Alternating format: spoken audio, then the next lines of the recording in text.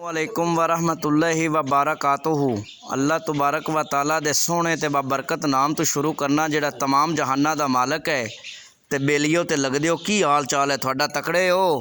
ते जनाब ना पंप हो गया ख़राब ते मिस्त्री मंगाए ने स्पैशल बाहरों ते बाहरों मंगा के ते पंप दा काम करवा रहे हैं। ते तुहानू चेक करवाना है भी काम मिस्त्री किवें कर रहे ने।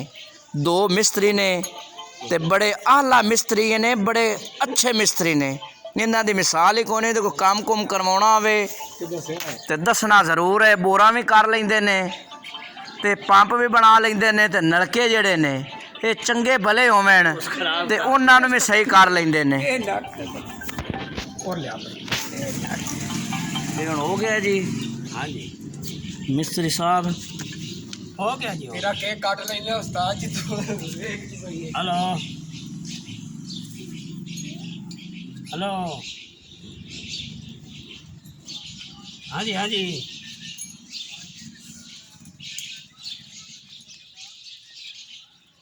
तू कौन बोलता पे है? तो क्यों बोलता पे है?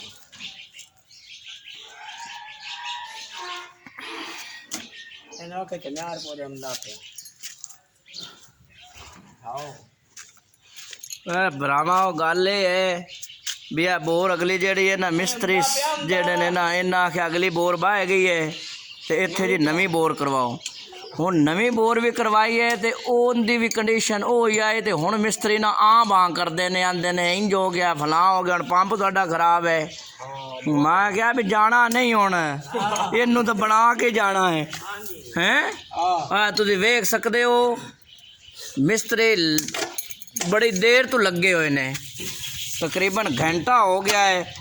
ते इंशाल्लाह हरकतां तू उस्ताद जी इंशाल्लाह हुण ना पंप कसदे पे ने अल्लाह खैर ते जदों पंप कसी जाना है ना उस तो बाद जी इन्हें जनाब बड़ा पानी देना है।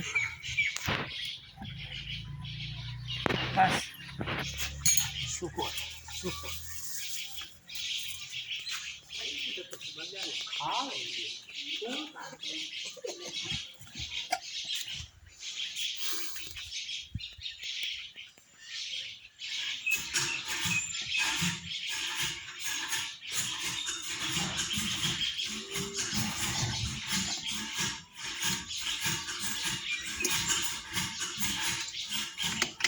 नहीं है मिस्त्री साहब की वो गुगी जी खराब है।